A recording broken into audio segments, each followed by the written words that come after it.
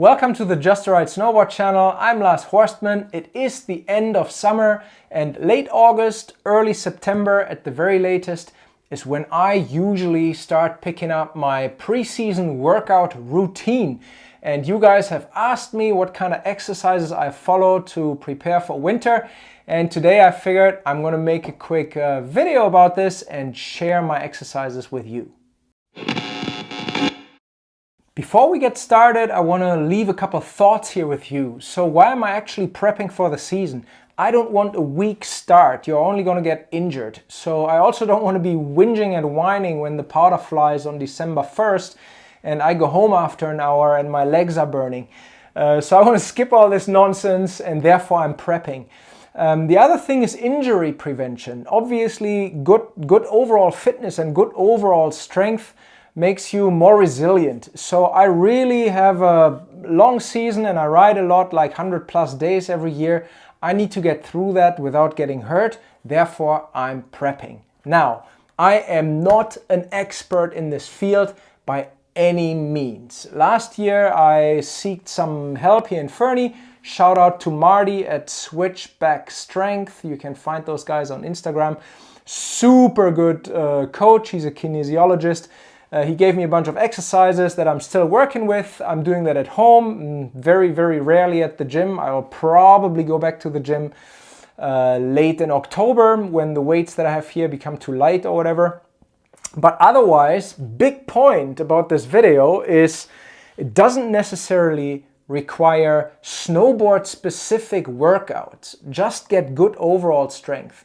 One person I also follow that is preaching this is Jeff at Be Strong Physio on Instagram as well. A physiotherapist with really good exercise methods and a really good take on overall physical health. Yeah, shout out to you, Jeff. Awesome stuff. And then there's the mobility duo. I don't know those two people in person, haven't talked to them, but awesome stuff. Really good exercises. They're a little bit more snowboard specific, at least that's how they present it. But anyways, like it's a lot about legs and core. So as long as you get that in order, you should be fine. So I said it already, I don't like the gym very much and I try to do most of this at home. I think many people use silly excuses why they are not getting fit enough for snowboarding. Some of those excuses are I don't like the gym or gym pass is too expensive.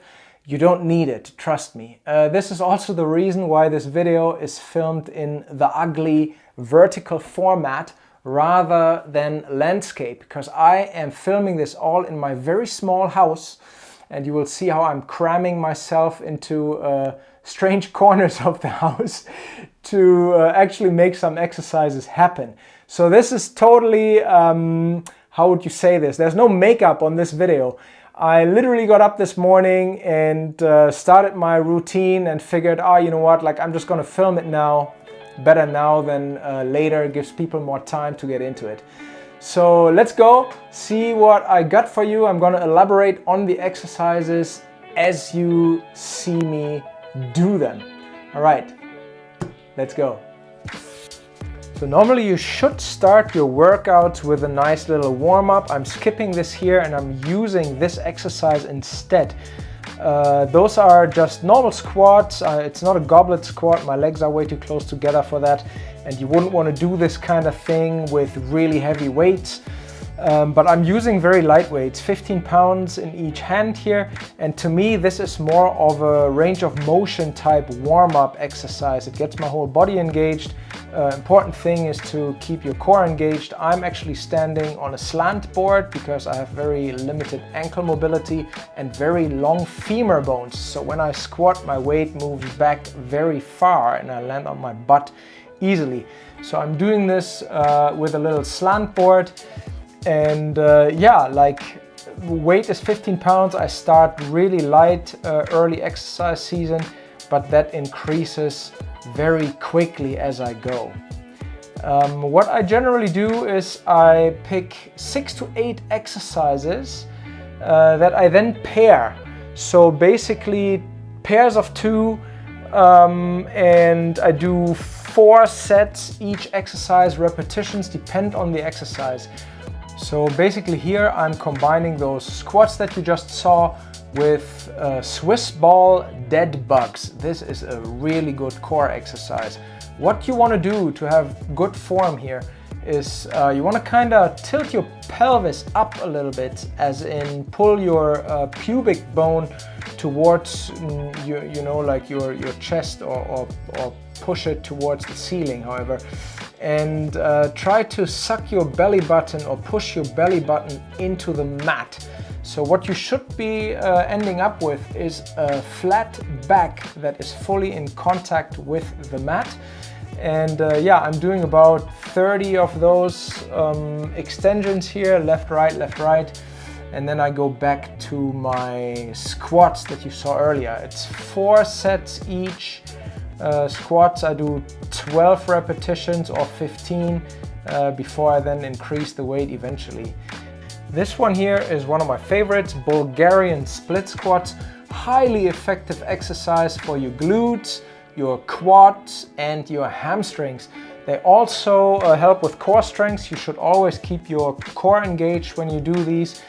And yeah, they become particularly interesting when you increase the weight. I will end up doing these with probably 25 or 30 pounds in each hand when we get closer to winter, and that for my body weight and overall strength is plenty. Again, 4 sets, 10 or 12 repetitions, maybe 15 depending on where I am in my routine. I'm combining the split squats with what they call a standing Paloff press. This is a really good exercise for core strength, helps with your posture. You're supposed to withstand rotational forces. This is also the part where you see how you can utilize your home. I'm basically just tying this elastic band to a kitchen island that is bolted into the floor, and it really does the job. So you're pulling on the band and hold it out in front of you. The action part is obviously when you straighten your arms. Depending on the strength of your band, this is very exhausting, and I think that helped me a lot last year because it really trains your obliques, and those are very important for carving and all that hard pack stuff that I do end up doing eventually when the powder is gone. So I'm alternating between this one here and the Bulgarian split squats. It's 4 sets each, and you're holding this band here for about 6 to 8 seconds every time, and I do 4 repetitions of that. This one here is new to me. I think you could call that a single leg deadlift with press up. I picked that up from the Mobility Duo on Instagram. Great exercise. As you see, I'm still struggling with ankle stability here. I'm losing my balance quite a bit. The goal is to have the knee really high, like as in perpendicular to the ground, like level to the ground. Yeah, and then like you can or you don't have to do the press up as well. I like it as a full chain exercise. It's quite fun. Again, 15 pounds right here. I've already stepped it up in the meantime to a kettlebell with 20 pounds. Yeah, fun exercise. As you see, I'm struggling, still learning the motion and the balance with this one. Super important here as well to always keep your core engaged. I can't emphasize that enough. Keeping your core engaged pretty much at all times through these exercises is actually an additional exercise, in my opinion, contributing to a better form, but obviously also contributing to greater core strength.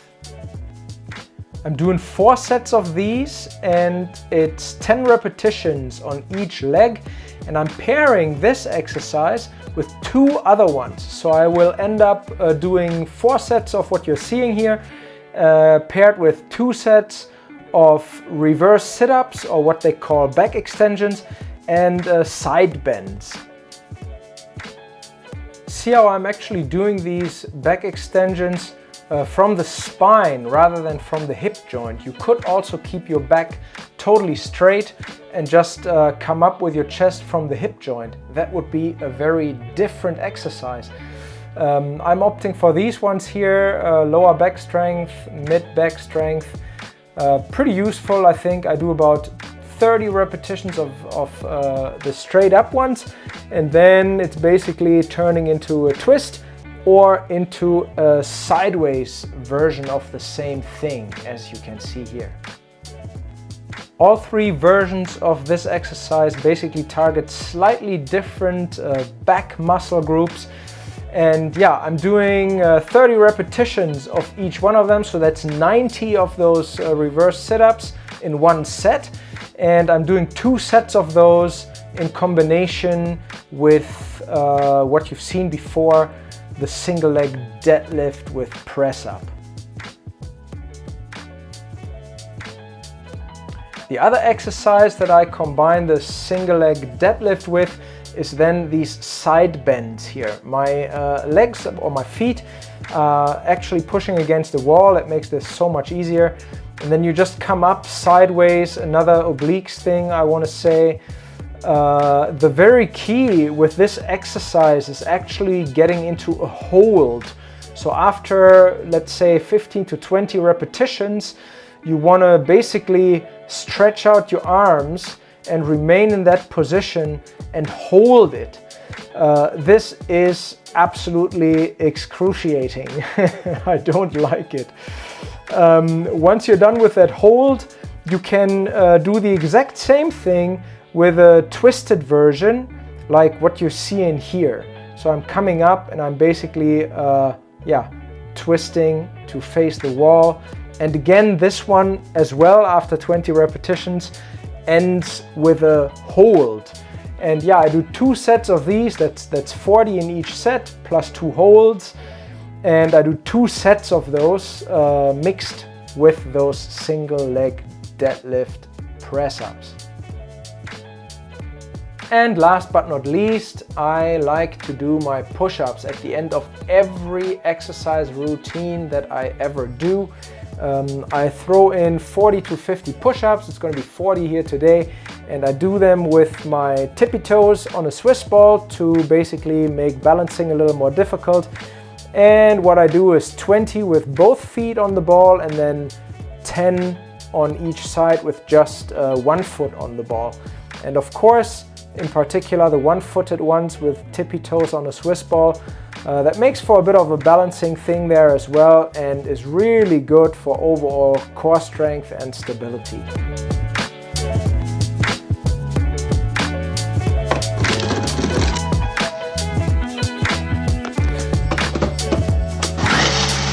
Last thing you need to do is obviously take your shirt off, flex in front of a mirror to see that it all worked, and don't forget to drink your protein shake. Take care everyone, happy summer, get ready for winter, see you out there.